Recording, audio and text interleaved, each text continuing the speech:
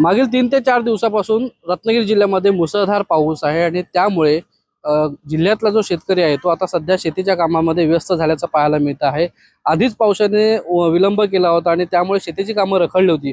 मात्र मागील 3 ते 4 दिवसापासून पडणाऱ्या पावसामुळे इथला शेतकरी शेतीमध्ये व्यस्त असल्याचं पाहायला मिळत आहे।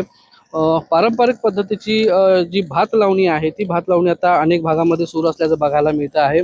खरं तर एरवी बैलाचा नांगर वापरून शेती केली जात होती, मात्र आता सध्या यांत्रिकीकरणामुळे अनेक भागामध्ये अशा पद्धतीने ट्रॅक्टरच्या साहाय्याने शेती जी आहे ती केली जाते। अनेक वृद्ध महिला असतील किंवा काही तरुण असतील ते या शेतीमध्ये आता उतरलेले आहेत आणि जी भात शेती आहे कोकणातलं प्रमुख पीक, त्या पिकाचं आता कुठेतरी लावणी जी आहे ती आता केली जाते आहे।